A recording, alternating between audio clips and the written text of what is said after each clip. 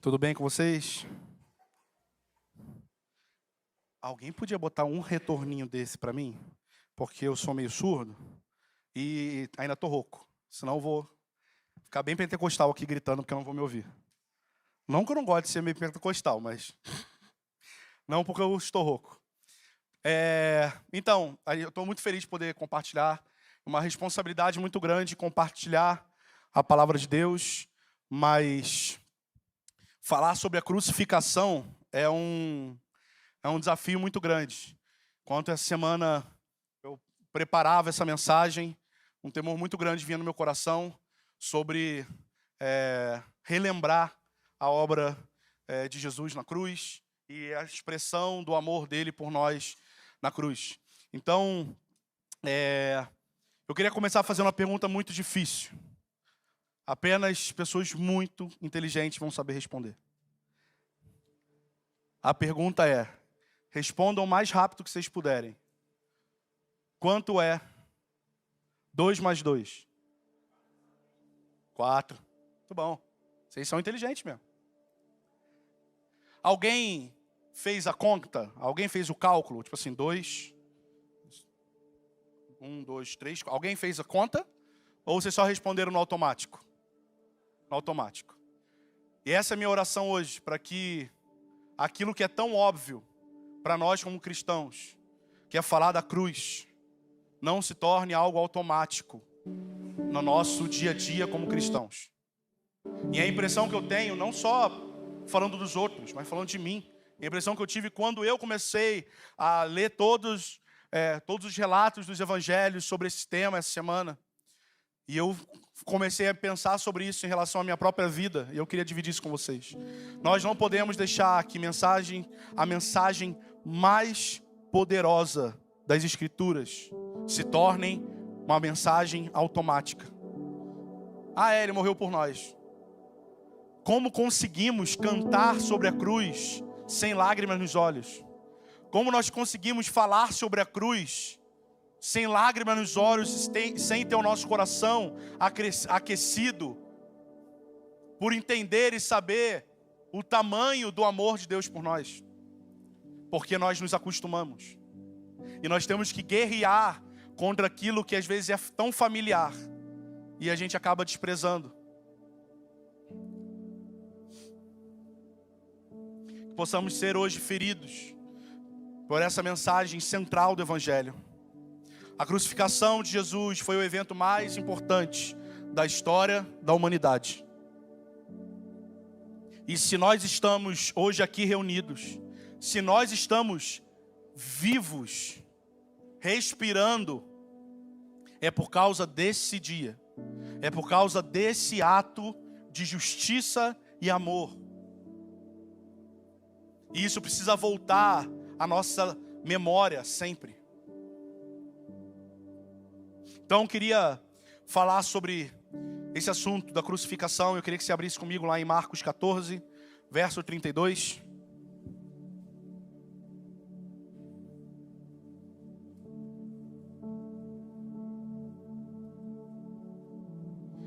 Nós vamos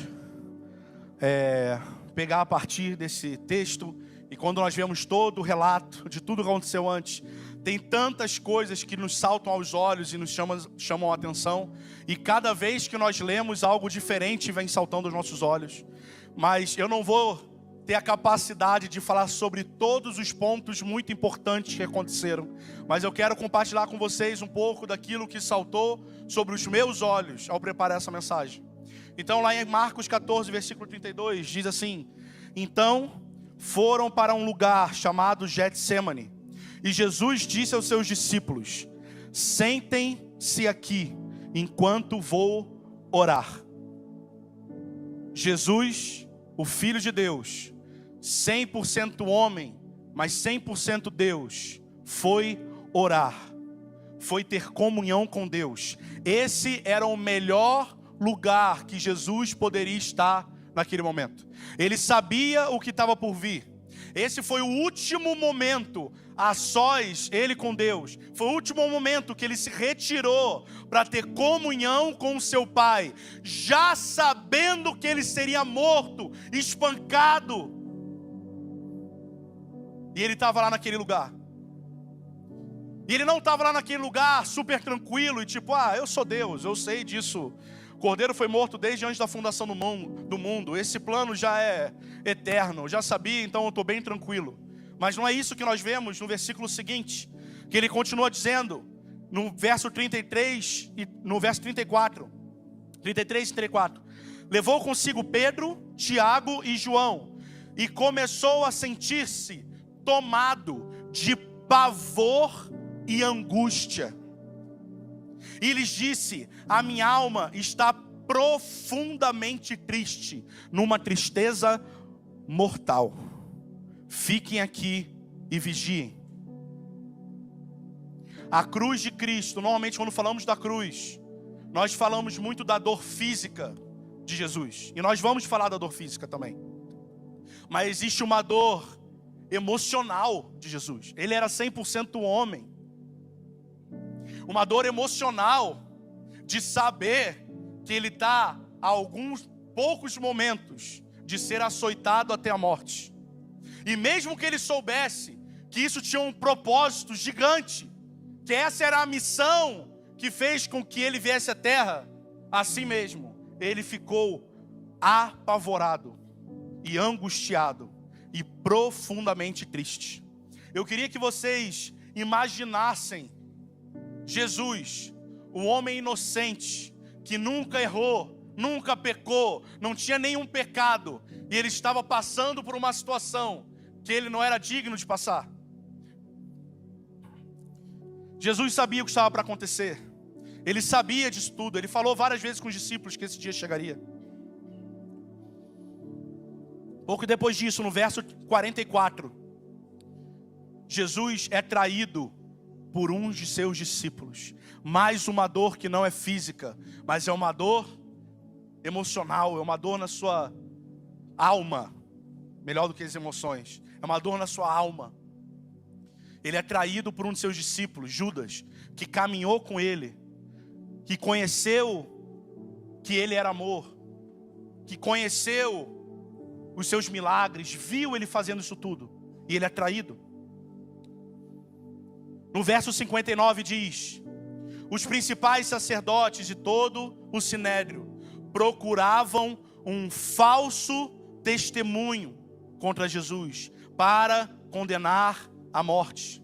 Jesus então é levado ao sinédrio para ser julgado. E olha que louco, o único justo estava diante de homens injustos para ser julgado por eles. O único justo que existiu estava ali no sinédrio para ser julgado por pessoas injustas.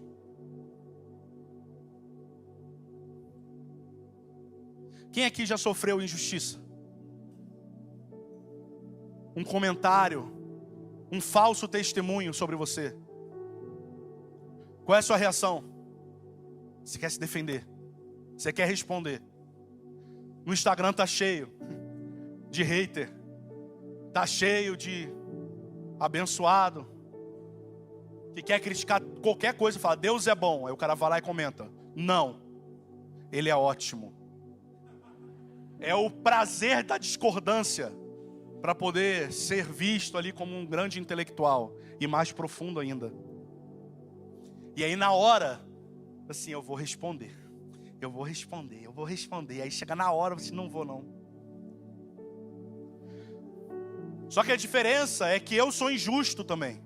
Eu sou pecador também. E mesmo que eu não esteja caindo naquele erro que a pessoa te acusou, eu tenho um monte de erro. Agora imagina Jesus sendo julgado por pessoas injustas, sendo Ele o único justo. Versículo 67.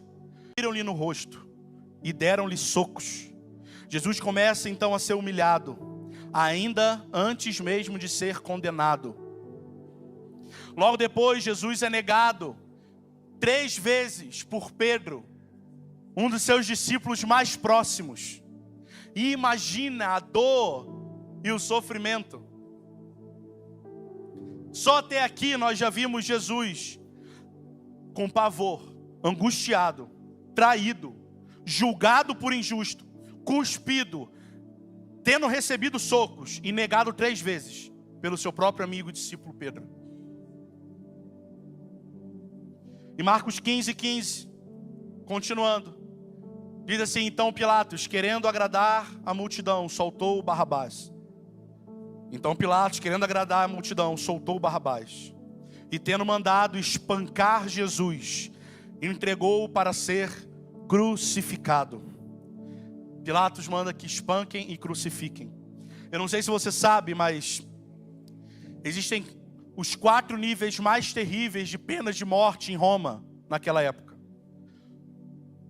O 4º tipo mais doloroso era decapitação. O 3º era ser lançado perante animais selvagens para ser devorado vivo.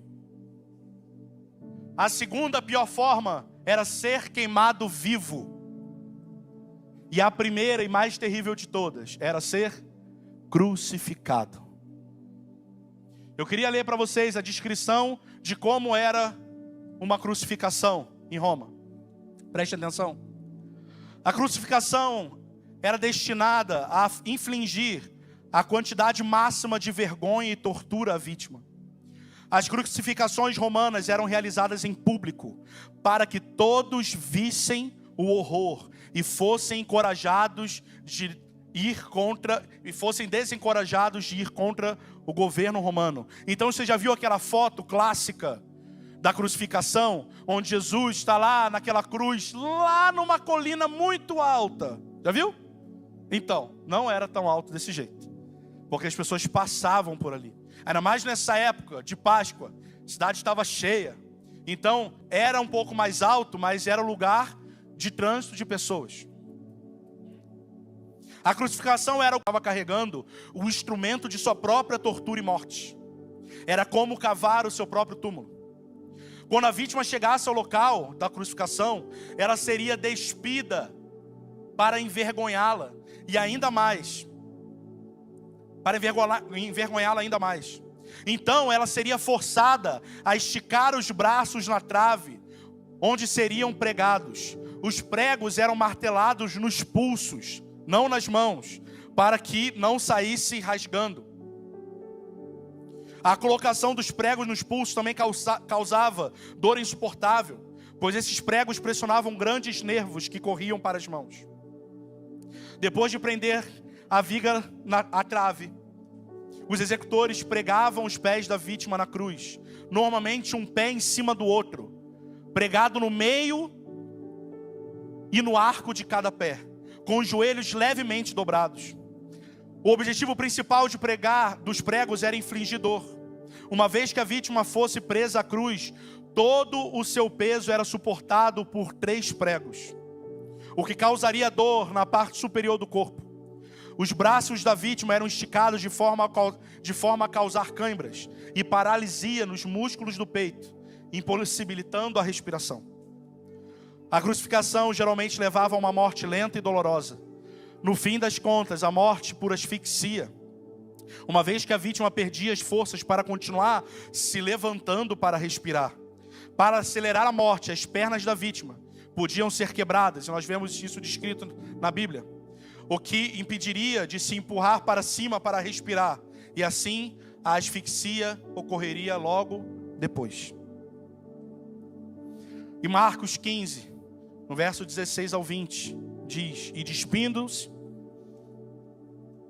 vestiram-lhe um manto vermelho muito brilhante, e fizeram uma coroa de espinhos, e puseram na sua cabeça, e na mão direita um cajado, e com esse batiam na sua cabeça, para que essa coroa de espinhos entrasse no seu crânio. Jesus era humilhado pelos soldados romanos. Em meio a isso tudo, Jesus olha e vê a sua mãe assistindo toda aquela cena. Imagine a dor de você estar sofrendo isso, e você vê a sua mãe olhando cada um desse processo, cada uma dessas cenas. Jesus foi frequentemente desafiado a fazer aquilo que ele tinha poder para fazer, mas não fez. Eu vou repetir, preste atenção. Jesus foi frequentemente desafiado a fazer aquilo que ele tinha poder para fazer, mas não fez. Vamos ver? Marcos diz: os principais sacerdotes, com os escribas zombando dele, diziam entre si: salvou os outros, mas não consegue salvar a si mesmo. Desça agora da cruz, ó Cristo, o Rei de Israel, para que vejamos e creiamos. Pensa comigo. Como que nós não ficaríamos tentados de responder a essa provocação, se nós tivéssemos o poder que Jesus tinha para fazer isso? Ele podia assim mesmo falar: ah é? Vocês vão crer? Então tá bom, estou aqui, desci dessa cruz. Ele podia ou não podia? E se ele fizesse, acredito eu que todas aquelas pessoas ficariam impactadas e se renderiam a ele, creriam nele. Sim ou não? O assunto não é esse, mas nem sempre ter um excelente resultado significa que você está fazendo o que Deus quer que você faça. Talvez se ele descesse dali, teria um resultado brilhante. A história não seria bonita? Pensa só na história. E ele estava ali, açoitado, e ele foi preso, humilhado, ensanguentado, e um centurião chegou e falou assim: se você é Deus, desce. E ele fala: tá bom. E ele sai voando dali, imagina? E desce, pousa, e os furos começam a se fechar na frente daquilo tudo. Não seria uma história incrível? Sim ou não? Marcos 15, 29 e 30, mais uma vez. E os que passavam insultavam, balançavam a cabeça e diziam: ah, tu que destrói o santuário em 3 dias e o reedificas, salva a ti mesmo descendo da cruz. Lá em Lucas 22, 64, e vendando-lhe os olhos, feriram no rosto. Pensa, vendaram os olhos de Jesus, feriam o seu rosto e diziam: você não é o Messias? Então, desculpa. E diziam: profetiza quem que te feriu. Ele saberia quem feriu ele mesmo com o olho fechado? Olha quantas vezes ele foi tentado em fazer aquilo que ele tinha poder para fazer. Lucas 23, 39. Um dos criminosos que estavam crucificados ali insultava Jesus dizendo: você não é o Messias? Então salve a você mesmo e a nós também. Olha quantas frases que talvez se fôssemos nós ali, a gente falar: é, então eu vou fazer. Tu vai ver. Mas por que Jesus não fez aquilo que ele tinha poder para fazer?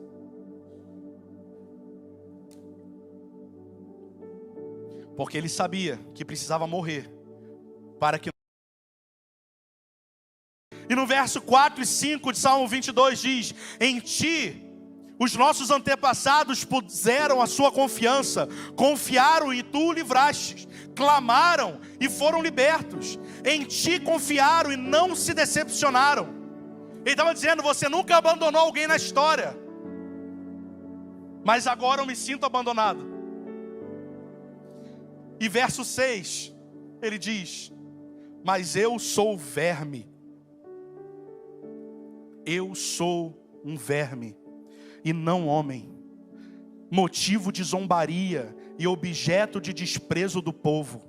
Caçoam de mim todos os que me veem, balançando a cabeça, lançam insultos contra mim, dizendo: recorra ao Senhor, que o Senhor o liberte, que Ele o livre, já que Ele quer bem. Mas por que o pai o abandonou? Por que o pai abandonou o filho? Porque nesse momento ele tomou sobre si todos os pecados do mundo. 1 Pedro 2:24 diz: levando ele mesmo em seu corpo os nossos pecados sobre o madeiro, para que mortos para o pecado pudéssemos viver para a justiça. e pelas suas feridas fostes sarados. Naquele momento não havia beleza alguma nele. Lá em Isaías 53:3 diz: não tinha formosura nem beleza. Quando olhávamos para ele, não víamos beleza alguma para que o desejássemos. Ele carregou todo o pecado e toda a feiura do mundo. Ali, Jesus estava sendo esmagado pela ira de Deus. Gálatas 3:13 diz: Cristo nos resgatou da maldição da lei, fazendo-se maldição por nós, porque está escrito: maldito todo aquele que foi pendurado no madeiro. Ele foi desamparado para que nós fôssemos amparados. Ele foi golpeado pela lei de Deus para que nós pudéssemos receber a graça. Ele satisfez a completa justiça de Deus para que agora a salvação fosse então oferecida a nós. Jesus foi desprezado. Jesus foi zombado, cuspido, espancado publicamente, chicoteado. Ele foi maltratado, seus amigos dispersados, sua honra quebrada, o seu nome uma chacota. Ele foi desfigurado. Em Isaías 52:14 diz que sua aparência estava tão desfigurada que ele se tornou irreconhecível como homem. Não parecia um ser humano. E ainda assim, ele pede: Pai, perdoa eles, eles não sabem o que fazem.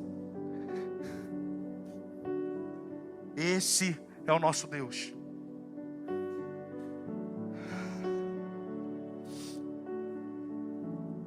Mas por que todo esse sofrimento? Para que tanta humilhação e dor? Irmãos, quem matou Jesus não foi Judas. Quem matou Jesus não foi Pilatos. Deus matou Jesus. Por quê? Romanos 3:23 diz: pois todos pecaram e foram destituídos da glória de Deus. Em Romanos 6:23 diz que o salário do pecado é a morte. Nós merecíamos morrer. E nós estamos tão acostumados a ouvir isso, que isso não gera mais um senso de desespero. Nós fomos resgatados das trevas pelo seu amor. Nós pecamos contra Deus. Não há um justo sequer. Todos pecaram. E Deus é um Deus justo. E quem quebrasse a lei merecia punição. E a punição para quem peca contra Deus era o inferno, era a morte eterna. Essa é a mensagem do Evangelho. Nós merecíamos o inferno. Ah, mas Ele nos resgatou porque Ele é o amor, mas também porque Ele é justo. É justo que morrêssemos. Por isso Ele manda o Filho dEle, inocente, sem nunca ter cometido um pecado. Quando nós assistimos na TV o caso de um inocente, de uma criança que morreu como um inocente, nós ficamos tocados, isso mexe com a gente não dorme direito à noite. Mas um inocente morreu para que nós pudéssemos estar vivos. E essa mensagem precisa nos escandalizar. A mensagem da cruz precisa mexer com o nosso interior.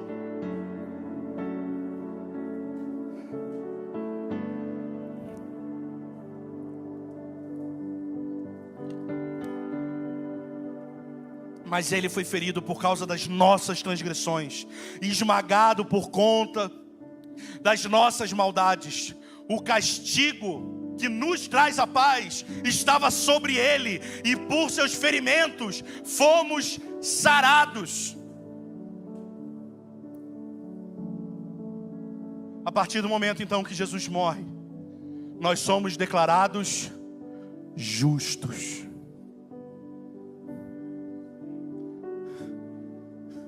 Nós falamos que nós somos justificados, e às vezes soa tão automático.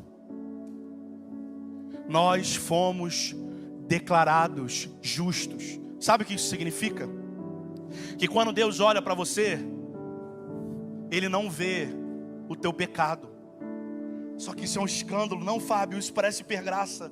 Não, Fábio, isso aí parece um evangelho fofinho. Não, isso é o evangelho.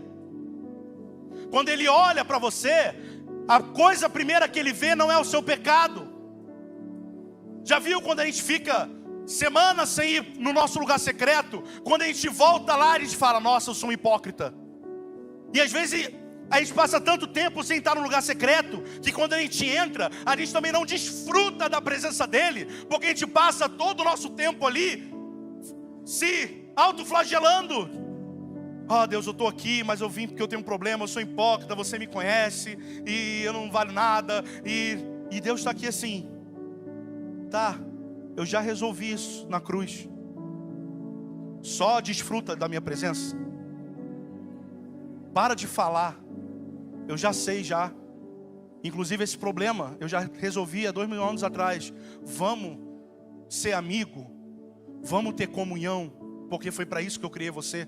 Foi para isso que eu mandei meu filho lá. Não é para agora você chegar aqui e ficar o tempo inteiro, porque eu sou isso, eu já sei que você não presta. Por isso que eu mandei meu filho. E quando eu te olho hoje, eu não olho mais adúltero, pecador, mentiroso. Você cai em pornografia, hein? Que eu sei. Ninguém te conhece não, mas eu te conheço, tá, seu hipócrita? Tá aí ministrando, mas eu conheço seus pecados. Tá aí pregando, mas eu conheço seus pecados. Que Deus é esse? Quando Ele olha para nós, Ele não te vê, Ele não vê os seus pecados, Ele vê o sangue de Jesus. Por isso que quando Ele te vê, Ele olha e te declara justo. Não, mas eu errei com isso. Eu vejo justiça, é justo. Não, mas eu merecia, mas eu já resolvi. Você é justo.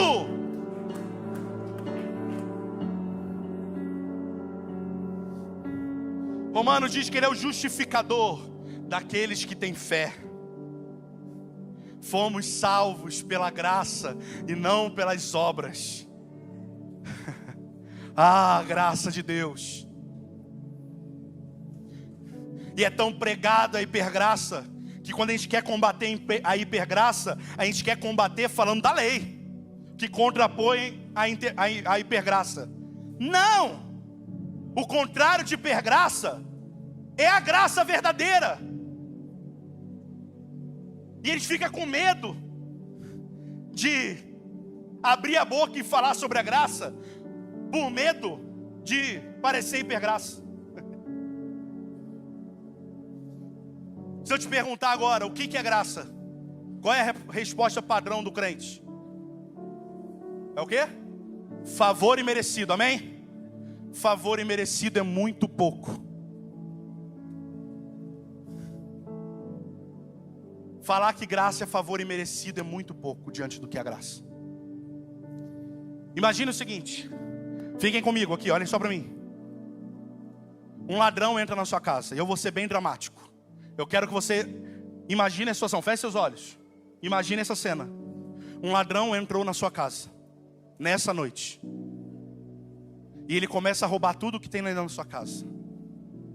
E quando você depara, fica de frente com ele, ele começa a te bater. E não só ele começa a te bater, ele pega sua mãe ou sua esposa e começa a bater neles também. Mas ele pega seu filho e ele começa a espancar o seu filho de 5 anos na sua frente. E ele começa a estuprar a tua esposa na tua frente. Imagina uma cena dessa. Pode abrir o olho. O que essa pessoa merece? O que essa pessoa merece? Morte. O pessoal já é mais radical, né? Tecnicamente na lei, ser preso. Mas o sentimento é esse. Amém para quem falou. Amém não, também é forte demais, né? Mas eu entendi. Quem falou que é a morte? É a morte. Sabe o que é favor imerecido é você chegar e falar assim: eu te perdoo e não vou fazer nem queixa. Inconcebível, sim ou não? Já é um escândalo, uma loucura, sim ou não?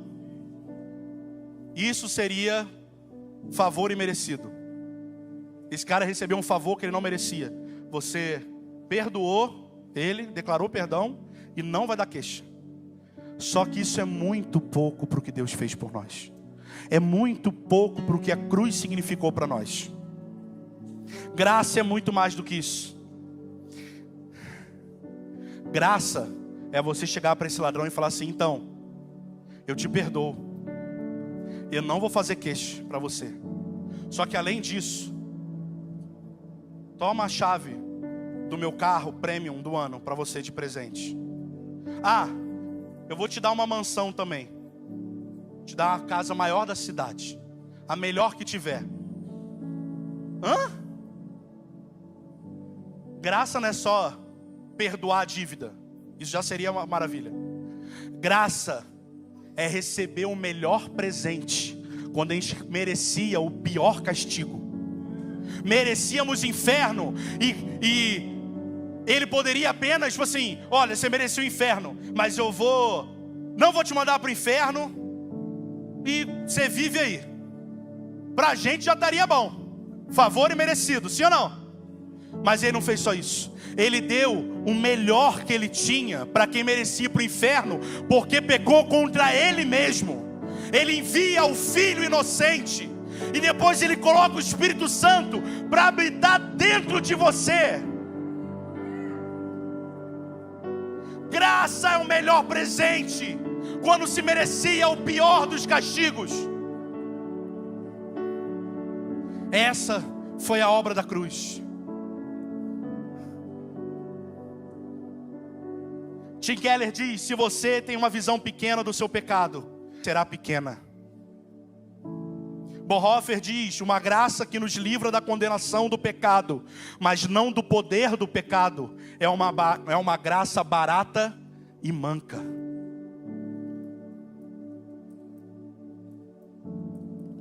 E por fim, João 3,16: porque Deus amou tanto o mundo, que Ele deu o seu Filho unigênito, para que todo aquele que nele crê não pereça, mas tenha a vida eterna.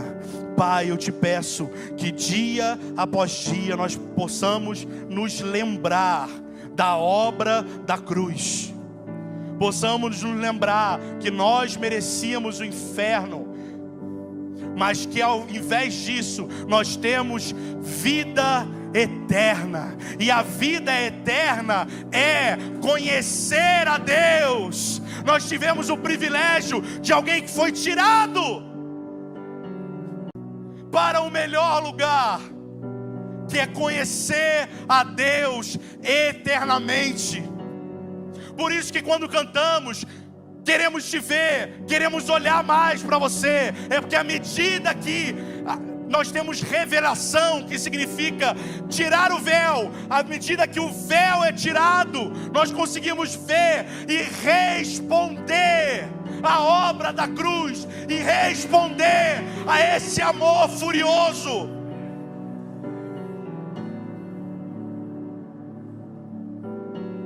Feche seus olhos. Eu queria que você fizesse a sua própria oração. Eu não sei o que você quer orar agora. Eu não sei o que você está sentindo de orar agora. Mas abra sua boca e comece a fazer a sua própria oração.